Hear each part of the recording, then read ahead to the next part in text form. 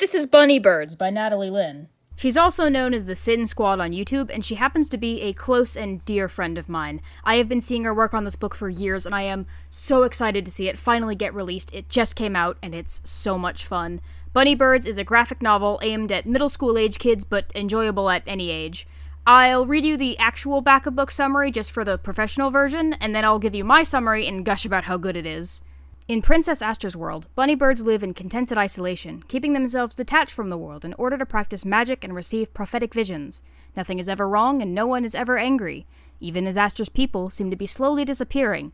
But when her father is next to go, her goal is as definite and unclouded as her heart. She's going to rescue him, no matter how. To find her people, she must leave her royal home tree and travel to the court of dragons, and then across the sea flats, through deserts, and over the rim of the world itself, to find out what's happened. With only the exiled bunnybird thief Carlin and the lackadaisical centipede dog Feet for company. The further Aster travels from home, the more questions she has. Are bunnybirds truly as happy as they say? And if they aren't, can she let go of age-old traditions in order to rescue her friends?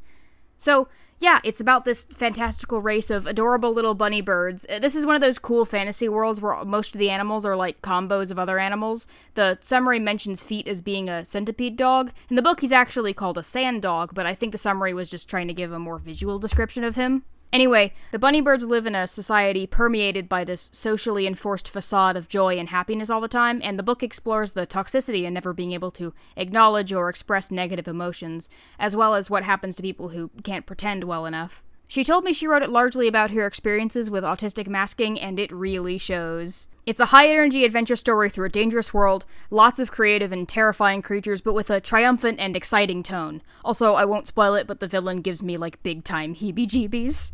I know, I'm biased, but I'm also extremely picky about books, and especially fantasy, but it can't be overstated how interesting the world my buddy built is here, and her art is gorgeous. I mean, look at how good this art is. Look at how good the panel layouts are.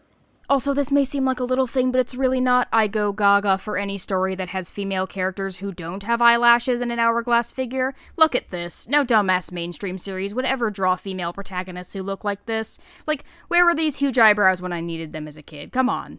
100%, buy this book, you won't regret it. Even if it's not something you'd be interested in reading, I'd be willing to bet there's a young person somewhere in your life who could really use a story about being their true self, or even just a lighthearted adventure romp through a cool fantasy world. So, yeah, wow, it really feels so great to see this thing finally get released after so long of seeing my friend work on it, talk about it, get all nervous close to its release. It doesn't feel real, but it is. It's here in my hands, and it's amazing. Links to buy in the description. I hope you love it. I know you will.